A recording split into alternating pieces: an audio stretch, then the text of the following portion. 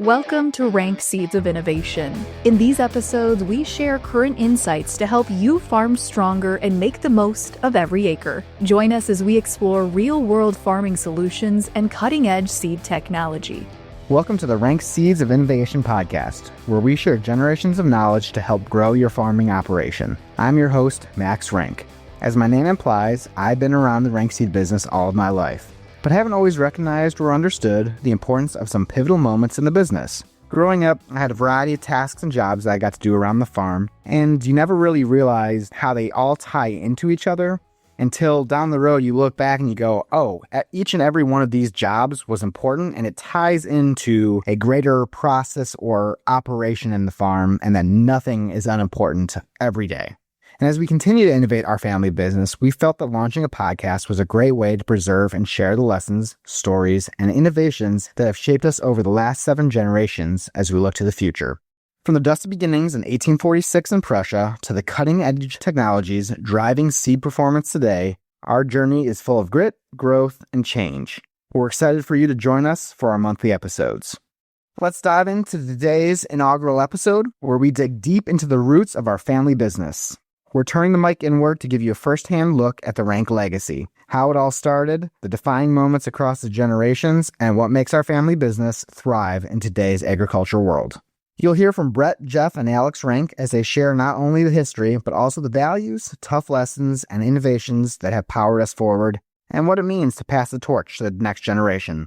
Whether you're tuning in from the tractor, the shop, or your kitchen table, we're glad you're here. Let's dig in. All right, welcome to all our listeners today. I'm your host, Max Renk, and joining me today is Brett Renk, Alex Renk, and Jeff Renk. And I'm going to let them introduce themselves, and we can then launch into the story of Renk. I'm Jeff Renk. I'm the oldest of this generation.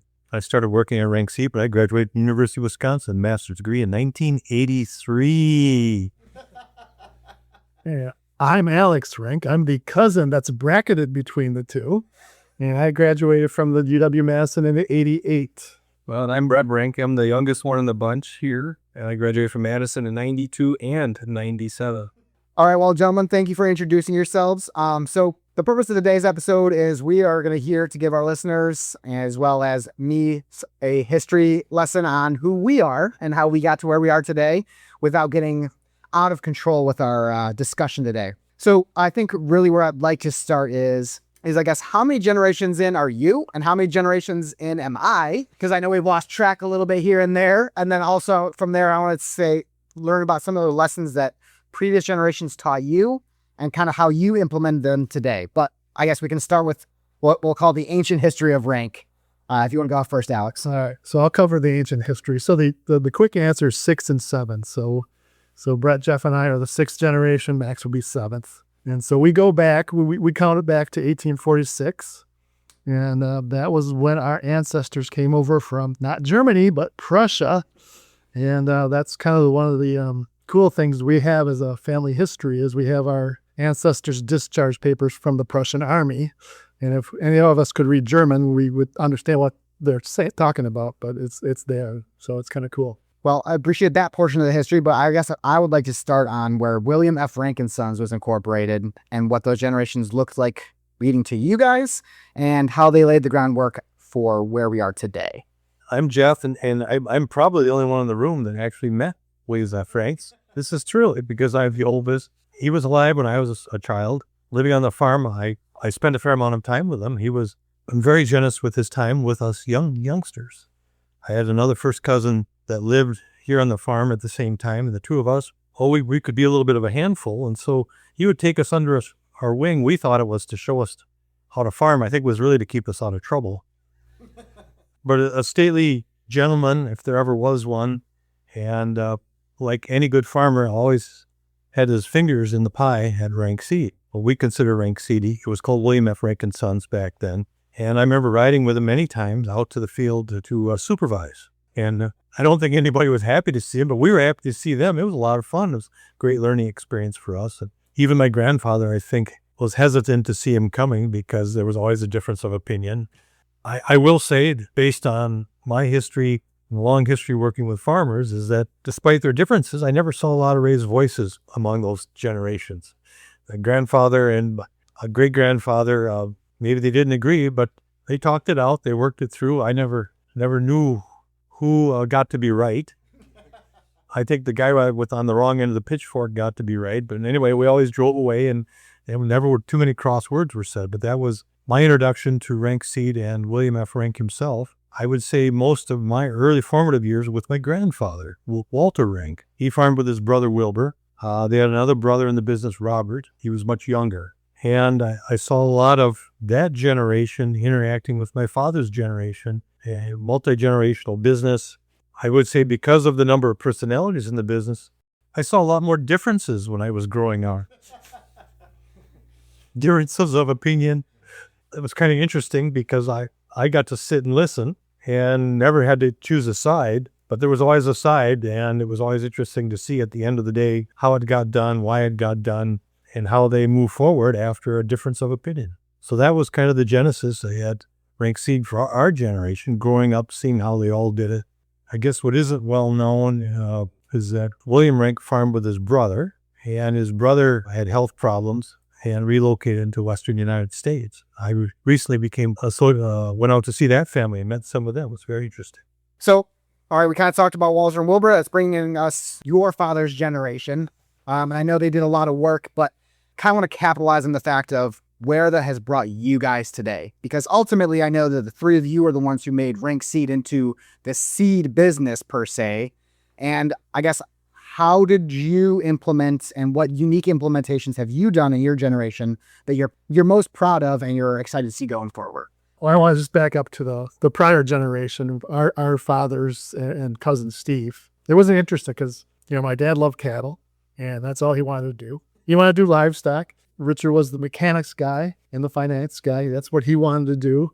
And then Steve was our sales guy. And I'd say a little old-fashioned in the fact that, you just sign up people and they sell seed. And he was a pit bull and kind of put us on the face of the map. So I don't want to, discount that generation because they did a lot of work. They did lay the foundation before we talk about our generation. Fair enough. But to my previous point, Brett, why don't you go ahead and... Well, yeah, with the previous generation, different individuals, different expertises, complemented each other well. And, we found our niches doing something similar. Didn't happen overnight. It takes a little time to find what you do and what you're good at. Jeff hit on it is, spending that time with our previous generations. Like I didn't get to see my great-grandfather, but I spent a lot of time with my grandfather, or our grandfather, I should say. And you don't get your way all the time, conflict resolution or whatever, or just don't let it get to the point where everybody's mad at everybody else for the entire eternity, because it's kind of like marriage. You're here one way or the other, and you got to figure it out. And, tomorrow's a new day and all that. So, I'm most proud about our ability to work together, and that groundwork didn't happen in the last 20 years. That happened in the last 60 years. And, that groundwork was laid leading by example. You get to learn who a man is, or it doesn't matter who's a man or woman, but you learn who a person is working with them, day in and day out. And, I remember Jeff's eulogy for my grandfather that, it wasn't quality time like going to Disney or whatever, but, you know who he was and what he stood for and what that meant. So, but those are the things we did. We still do. It's not magic. Well, and then sometimes you learn by what your prior generation didn't do well. There's always that. I was like, I learned the right way. Where's the wrong way a couple times. Yeah, my dad did not like to sit in meetings, and they would dock him if he did. Really? Yeah. I did not know. Yeah, I didn't see it. Yeah, and that's kind of one of the things that I think has made our lives better is that we have a monthly board meeting, and it's nice to have an odd number because you can always, usually you're going to get a majority one way or the other. Sometimes that doesn't happen. Sometimes people sit on fences, and then that's an attrition process of who's more stubborn. Oh yeah, you can move forward one way or the other. Yeah. Jeff, did you have any other things to add here? Well, in Max, we talked about this a little while ago in a discussion we had in my office about what happened during each generation that kept the business really moving forward. And my grandfather's generation, what started the seed business, was they graduated from the University of Wisconsin at the same time that hybrid corn had been rolled out. And so their opportunity was to embrace hybrid corn, to raise hybrid corn, and start selling hybrid corn. And what a great opportunity for two young men out of the University of Wisconsin. Our father's generation took over the business in the 60s, and the opportunity at that point in time, corn acres in the state of Wisconsin went from 1 million to 4 million acres during the decade of the 60s. And so if you're selling hybrid corn and your customer base expands 4 times right outside your back door, that's a great way to keep your business going. And then for our generation, our opportunity has been genetically modified seeds, seed corn, seed soybeans, even alfalfa now. And our generation embraced GMOs, embraced the relationships that were necessary. The licensing business, as part of this business, none of this had been invented at the time that I was in school at the University of Wisconsin. And it's been very interesting for the business. It's been a disruptor, but it's been really good for this business. And, those have been the opportunities for each generation going forward. And that's why Renk Seed is where it is today. Perfect. Well, I think, you've all mentioned it now, and it's actually something that I really wanted to hit on is working with your family, because, as we kind of hit these important things of, how we've innovated and how we've come forward, the biggest thing is every day you're working with your family members. And I know the joke's been said many a times, but sometimes the worst part about working in a family business is your family. So it's something I would kind of want to talk about is like, you briefly touched on the conflict resolution portion of it.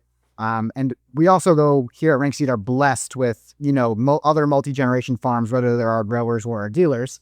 And I guess, what things have you seen that have succeeded here and elsewhere that you want to pass on to our listeners here?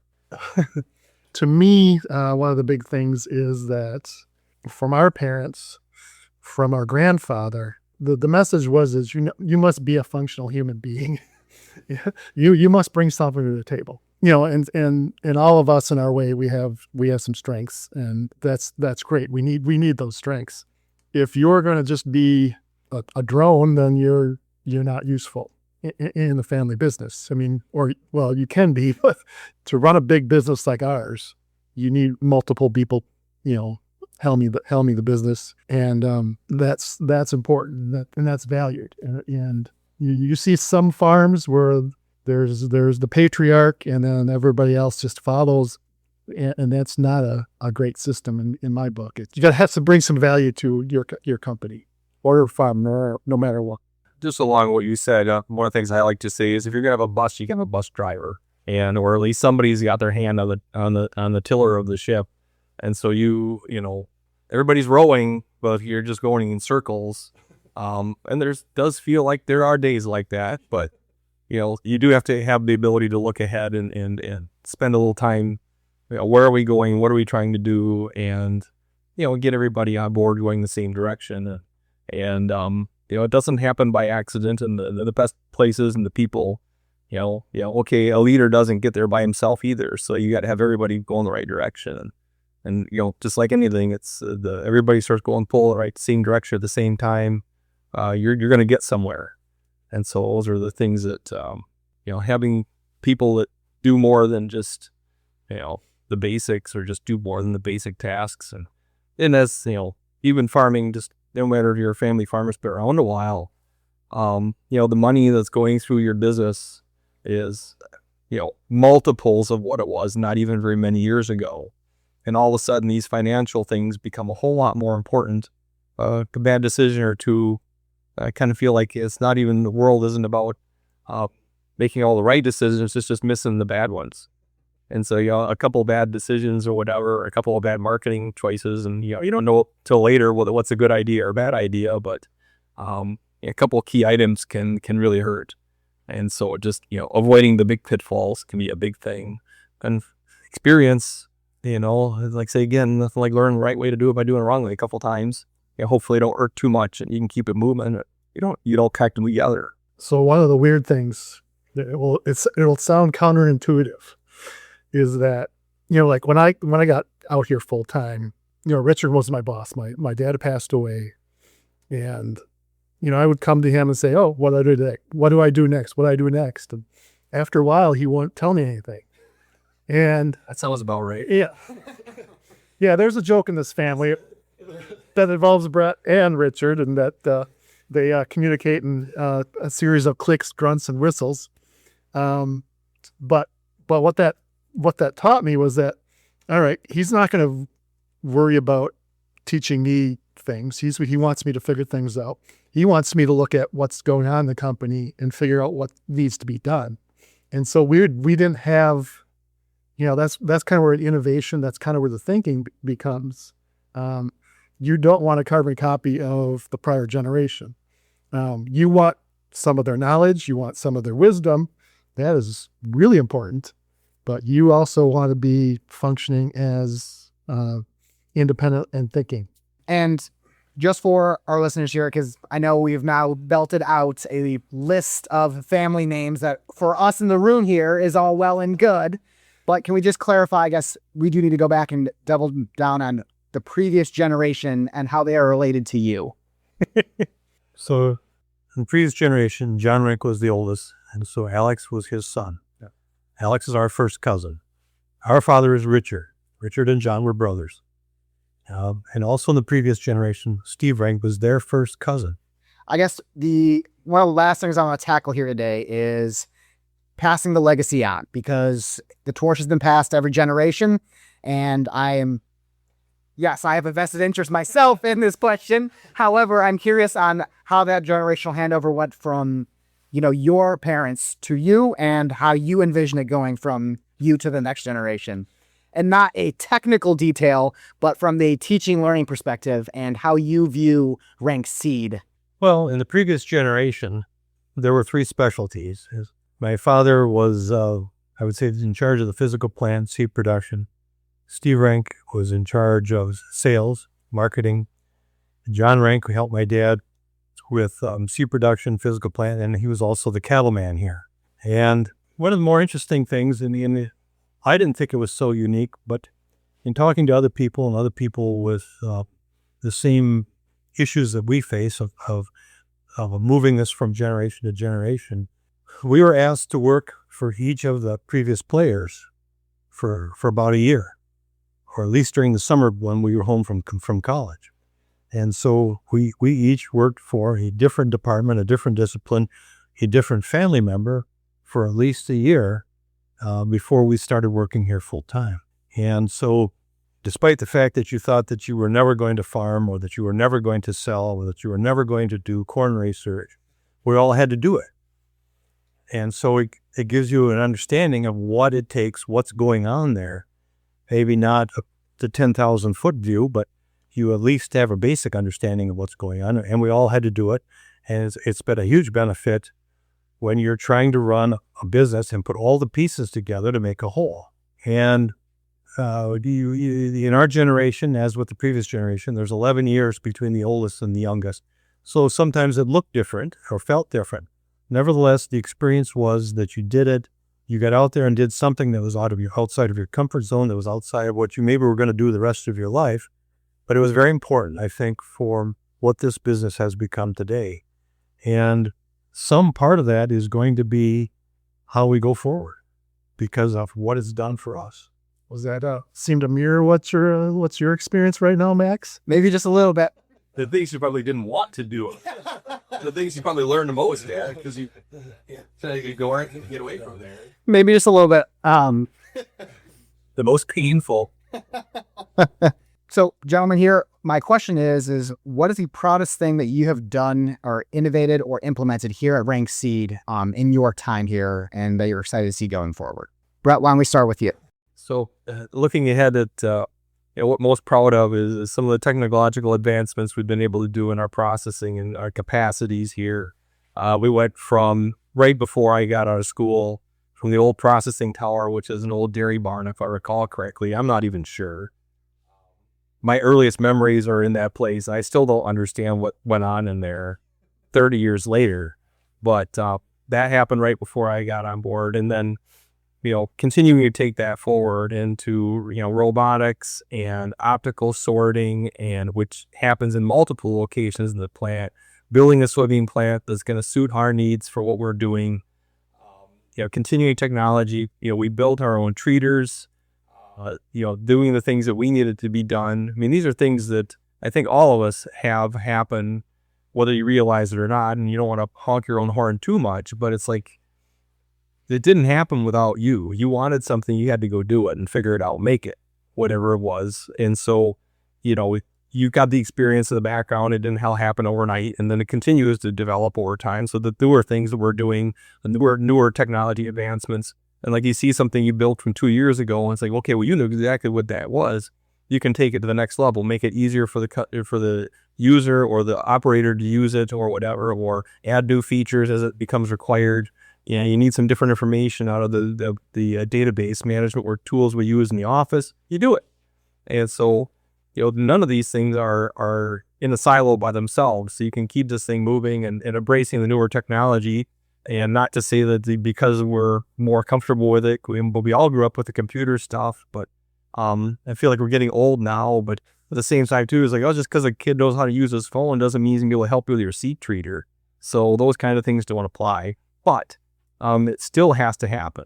And it's end to end. I mean, we're in the being able to do these things and get what you need when you need it, and save some money, or get the processes what you need at a better quality for a little lower money. I mean, that's what everybody's about, that, right? So these are the things that we've done lots of different things, and some of this is all custom made of our own stuff. But it was needed. We had the time and the expertise to do it, and you knew what you needed, and you made it happen. So now it's my turn, my innovations. And for the listeners who didn't, Jeff's just pointing at Alex to keep going here. Yeah, he doesn't know radio where you can't see people do stuff. So no, my innovation is, I grew up, I was kind of on the cusp of computers. So I can probably say that pretty much every programming language I learned was obsolete 2 years after I learned it. It seems to keep going to that this very day. But we are definitely in the information age, and you're seeing that now. Now you do the Google search, and the AI kicks in and tells you an answer that is pretty amazing most of the time. Sometimes it's garbage, but so we've taken our computer system. Basically, we didn't have a computer system. We did, but it wasn't doing much other than keeping books and keeping track of seed. And nowadays, probably my proudest achievement is we have a database that can analyze all the test plot data we have, first trials, state trials, research trials, put them all together and kick out some really good data on our products. And then the other thing is kind of having a website that's modern and up to date and can really showcase what we do as a company. I was introduced to biotechnology as the hot new technology in the early 80s at the University of Wisconsin. And at the time, I thought the technology was going to take years, if not my whole career, to become, I would say, a mature technology. And we were confronted with biotechnology as a commercial product in the mid-90s, in 1995, when the first licenses came out for Roundup Ready soybeans. And Renk Seed had a difficult decision to make because it was not an easy decision to us to move forward.